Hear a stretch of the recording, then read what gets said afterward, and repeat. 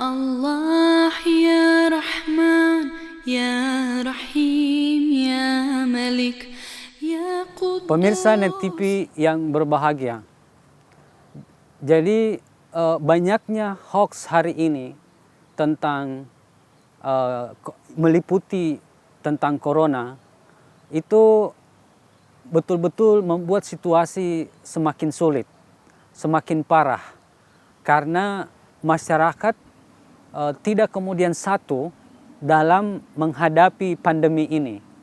Sementara pandemi membutuhkan satu kesatuan, satu sikap, karena ini persoalan virus yang menyebar, sehingga harus ada tindakan yang harmonis, yang seirama, sebangun satu sama lain. Dan saya kira inilah anjuran Al-Quran yang mengatakan tolong menolonglah kamu dalam kebaikan dan jangan tolong menolong dalam kejahatan dan keburukan. Ini perlu dipahami bahwa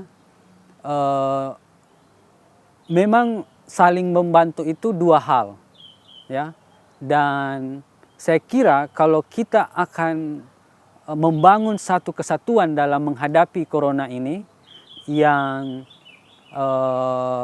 betul-betul membelenggu kehidupan kita hari ini, yang berefek tidak hanya dalam aspek sosial tetapi dalam politik, budaya, dan terutama ekonomi, maka kita juga melakukan perbuatan yang sangat dianjurkan oleh Allah, yaitu tolong menolong dalam kebaikan.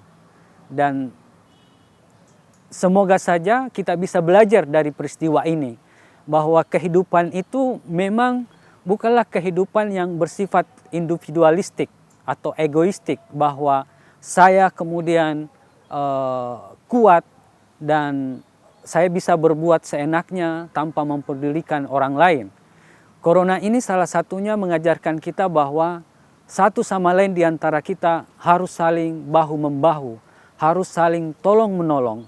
Manakala sikap tolong-menolong ini terputus, maka kehidupan akan kolaps, kehidupan akan hancur.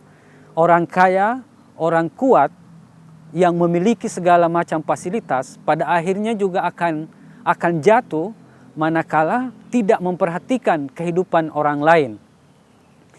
Itulah yang kemudian membuat kapitalisme kolaps pada akhirnya di Amerika menurut saya. Karena kapitalisme hanya mementingkan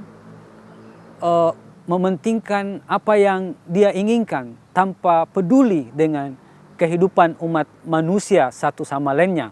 Sementara basis dari kehidupan ini, dasar dari kehidupan ini adalah kehidupan sosial yang mana satu sama lain saling berinteraksi, satu sama lain saling berefek. Manakala yang satu terjadi kesalahan, maka lambat laun itu akan berakibat pula kepada yang besar itu. Nah, sehingga supaya kita bisa selamat dalam kehidupan di dunia dan akhirat, kita harus merubah paradigma berpikir kita bahwa kehidupan kita adalah urusan kita sendiri dan kehidupan orang lain bukan urusan kita. Kita harus merubah paradigma itu. Kita harus berpikir bahwa kehidupan kita itu terkait dengan kehidupan orang lain.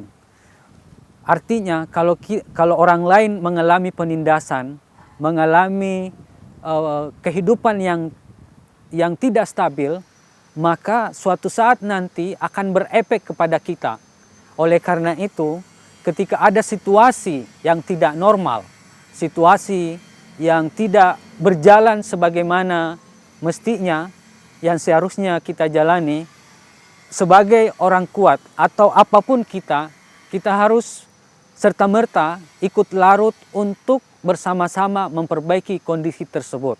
Dalam kaitan ini, dalam menghadapi corona, mari kita bersama-sama untuk mengikuti anjuran pemerintah dan anjuran dari para ahli kesehatan yang tidak hanya kesehatan nasional tapi dunia telah sepakat bahwa kita harus menjaga jarak, kita harus mencuci tangan, dan hilangkan tanggapan-tanggapan yang kontraproduktif terkait dengan wacana, terkait dengan isu corona.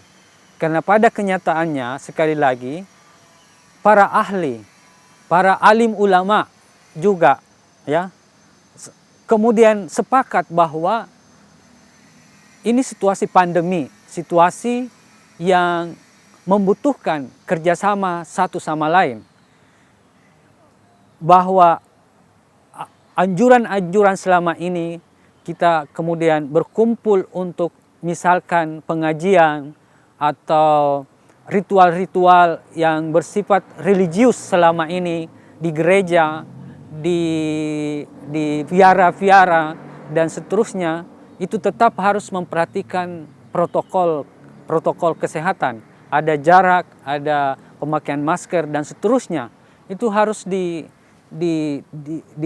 diikuti karena kalau tidak maka efek corona akan berkepanjangan dan bisa jadi itu menimbulkan efek sosial yang sangat tinggi. Yang paling kita takutkan adalah di mana perekonomian tidak bisa lagi jalan. Dan kita tahu dimanapun cerita di dunia ini, ketika ekonomi kolaps maka akan terjadi saling mansa-memansa, sian rebale dalam perspektif budaya Bugis.